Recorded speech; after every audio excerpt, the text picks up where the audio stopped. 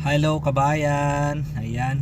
Andito ka ba sa KSA at nagtatanong kung paano mag-renew ng driver's license? Ayan, madali lang po mag-renew ng driver's license dito sa KSA dahil ang bagong patakaran po nila ngayon ay online na po. Hindi na po kayo mahihirapan pumunta po sa Muror dahil online na po lahat. Ayan, sundan nyo lang po yung video na to at ituturo ko po sa inyo kung paano mag-renew ng driver's license na hindi mo na kailangan pumunta ng Muror. Ayan. Ayan. Una po sa lahat, ito po ay screenshot ng aking ginawa sa pagpaparenew ng aking lisensya dito po sa Saudi Arabia. Take note po lahat po ng aking ginawa ay naka-screenshot. Kaya sundan nyo lang po yung screenshot at dahan-dahanin po natin nang inyo pong maintindihan.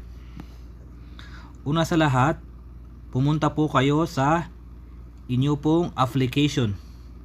Doon po sa application ng Abshare. Ayan, nakita nyo po ba yung may bilog? Open nyo po yung Abshare nyo. Tapos ito pa lang number 1 guys, huwag nyo nang pansinin itong number 1 kasi para hindi lang ako malito sa pagkasunod-sunod ng screenshot. Open nyo lang po yung Abshare. Pag na-open nyo po yung Abshare, mapupunta na po kayo dyan sa inyong Abshare. Ayan, makikita nyo po yung account nyo dyan.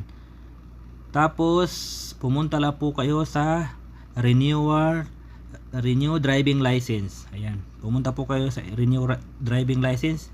Ito po ay hindi pa po tayo nakapagbayad ng medical at saka wala pa po tayong bayad sa Muror. Ito pong ipapakita ko ay kung ano po yung lalabas. Ayan, pag pinindot nyo po yung renewal driving license, itong renew driving license, pupunta na po kayo dito. Ayan, ito po yung lalabas, step 1 at saka dalawa, meron din po siyang step 2. Ayan, itong driver's license ko pala ay private po ito, private. Tapos pumindot ka lang dyan kung ilang years yung kukunin mo sa pagre-renew ng iyong license. Meron tayong 2 years, 5 years at saka 10 years. Ayan, pag pinindot mo yan at magkakaroon ng green yung bilog, tapos ito na po yung susunod. Punta lang po kayo sa review details at saka ito na po yung susunod. Ito na po yung step 2. Mapupunta na po kayo sa step 2. Lalabas po dyan yung name nyo at saka yung ikama nyo. Tapos private po yung driver's license ko. Ito po yung type nya, private. Halimbawa po 5 years po yung kinuha ko. At saka ito po nag-advance na po ako. Expire po ng aking lisensya ay sa October 22, kaya nag-advance na po ako. Hindi ko na po hinintay na ma-expire para po wala pong penalty. Ayan, tapos ito pong box dyan, pindutin nyo po yung box dyan para mag-check, lalabas yung green. Tapos pindutin nyo naman po yung renew driving license dyan sa baba, mag-green po yan. Ayan, at ang lalabas po, ito po ang lalabas, cannot proceed. Ayan. Ito po ang lalabas dahil po hindi pa po tayo nakapagbayad sa Muror at saka wala po tayong medical. Ito po, cannot proceed, sorry, the medical report status or information is not available. Ayan. Ito po yung lalabas siya guys dahil hindi pa po tayo nakapag-medical. So ano ba ang una natin gawin? Ganito po ang una natin gawin. Pumunta po kayo sa malapit na medical. Pumunta po kayo sa malapit na medical clinic na accredited po ng Muror. Magtanong po kayo doon kung accredited po sila ng Muror para magpa-renew kayo ng license. Ayan, yun lang po yung sabihin nyo. Dito po ako nagpunta sa clinic po na to, sa Dr. Samir Puri Clinic. Ayan, para lang po makita nyo kung pagkasunod-sunod kung paano po ako nakakuha ng paano po ako nakaparenew ng driver's license.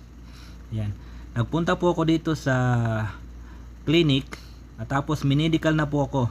Yun pong lalabas-labas lang po yung mga number dyan at saka mga letter, tapos paliliitin, alam nyo na po yun. Ayan, pag natapos na po kayo sa medical, sasabihin po ng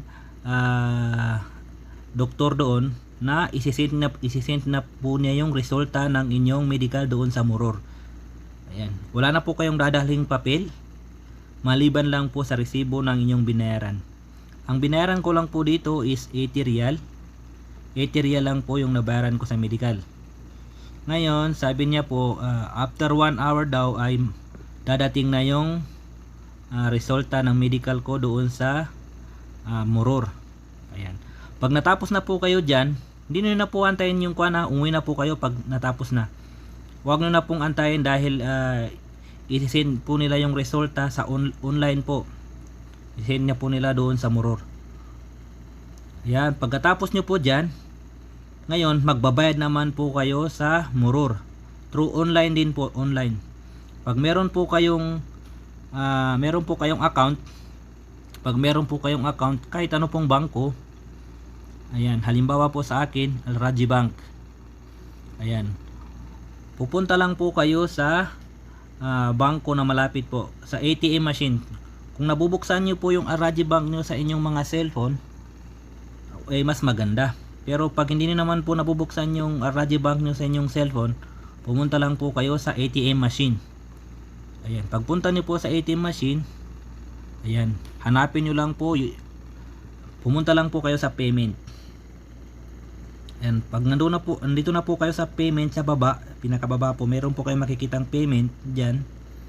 Tapos pag pinindot niyo po yung payment, ito po yung lalabas. Pupunta po kayo dyan sa payment government. Ayan. Dyan po kayo magbabayad sa government po, guys. Dyan po. Open nyo po yung government payment. Yung government payment po, open nyo po yan. Tapos pag na-open nyo, ito na po yung lalabas dyan. Saan na ba yan? Yan. Ito na po yung lalabas. Pag na-open nyo po yung payment, yan, makikita na po kayo dyan kung ano yung po yung ipaparenew nyo. Pag doon po sa government payment, ito po, hanapin nyo po dyan. Tapos driving license po tayo, kaya pindutin po natin yung driver's license. Itong driving license po, pindutin po natin yan. Tapos ang sunod, ito po ang lalabas, government payment. Dahil pinindot nyo po yung driver's license, ayan, tatanungin naman po kayo kung ano po yung kuha nyo sa government payment. Ano po yung babayaran nyo dito? Sa issue license, sa issue license from old, at sa replacement license. Siyempre, pindutin po natin yung renewal license dahil magpaparenew po tayo ng license. Pindutin nyo lang po yung renewal license. Ayan. Pagkatapos nyo po mapindot yung renewal license, ito naman po ang lalabas. Ito naman po ang lalabas. Government payment, itong retrieve my details. Ayan. Ang lalagay nyo po dyan sa beneficiary ID nyo, ang ilalagay po dyan is yung ikama nyo po. Number po ng ikama. Tapos dito naman po sa license type, pindutin nyo po yung parang arrow na pababa dyan. Tapos ang lalabas po, pag pinindot nyo yan, ito po ang lalabas.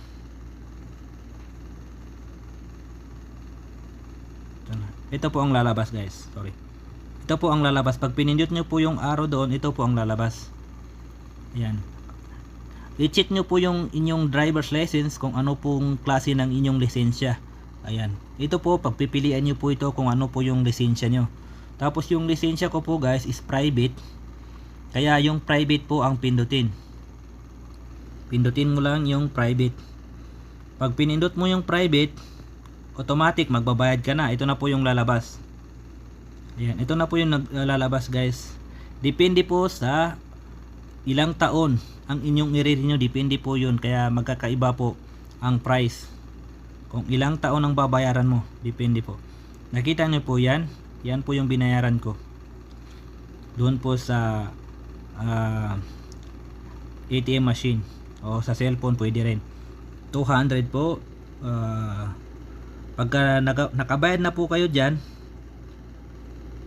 ito po ang lalabas. Ang sunod po dyan, ito na po ang lalabas. Sorry. Ito po ang lalabas. Pag na-successful na po yung binayaran nyo, ito na po yung lalabas. Successfully paid. Yung binayaran nyo po. nabayad na po kayo. Ito po yung transaction details, meron po dyan payment 200 SAR. Ito po yung binayaran ko doon sa bangko po, doon po sa government payment sa Muror po ito. Pag kabayad na po kayo dyan at nag-successfully paid na po yan, ngayon mag-aantay lang po kayo ng konting minuto, mga 30 minutes po. Mag-aantay lang po kayo para doon po sa medical nyo, kung palagay nyo ay na-send na po nila. Mga 30 minutes lang po, antayin nyo, or mga 40 minutes. Pagkatapos po ng 30 minutes at saka 40 minutes, ulitin nyo po kung paano po kayo nag-apply. Iba na po yung magiging result. Ayan, ganito po. Pag natapos nyo na po yun, ayan, bumalik po kayo doon sa inyong Abser. Pagkatapos po ng 30 minutes or 40 minutes bago po kayo mag-apply uli. Kasi baka na-send na po yung resulta ng inyong medical doon sa Muror. Mabilis lang po yun Ayan. Pag palagay nyo na-send na po yun, pumunta na po kayo sa inyong Abser. Pagkatapos, ayan, same procedure lang po. Punta po kayo doon sa step 1. Halimbawa, ilang years po yung kukunin nyo. Halimbawa, 5 years or 2 years. Depende po sa inyo. Pagkatapos, ito na po yung lalabas. Ito po sa step 2. Halimbawa, yung 5 years, lalabas po yung 5 years dyan. At pagkatapos nyo po, may check naman po yung box. Pinindot na po yung renewal dyan. Yung mag-green na po itong sa baba. Iba na po yung magiging result. Ang magiging resulta na po, dahil dumating na po yung result ng medical nyo doon sa Muror, ito na po yung magiging result. Ayan. Ito na po yung magiging result. Driver's license renew. Ayan. Renew na po yung driver's license nyo. Dito rin po sa inyong cellphone. Gamit po ang inyong cellphone. Ayan. Pwede nyo po yung i-request ipa-delivery. Ayan. Kung ano pong gusto nyo pong ipa-deliver, or gusto nyo pag meron na po kayong time na pwede nyo rin pong puntahan na lang sa Muror. Depende po sa inyo kung gusto nyo pong pa-deliver o gusto nyo pong puntahan na lang. Kasi minsan kasi nung nakaraan nagkakaubusan po ng plastic, kaya mas maganda magpa-renew ka na lang sa inyong cellphone bago mo puntahan. Kasi baka mamaya doon pupuntahan mo tapos hindi ka pa nakapag-renew at saka na-expired na pala yung driver's license mo, wala pang plastic. Mas maganda i-renew mo muna para kunin mo na lang yung plastic, total bayad naman yan. Ayan. Hanggang dito na lang po. Sana po naintindihan niyo po yung paliwanag ko. Ayan. Thank you po. Ayan, bye.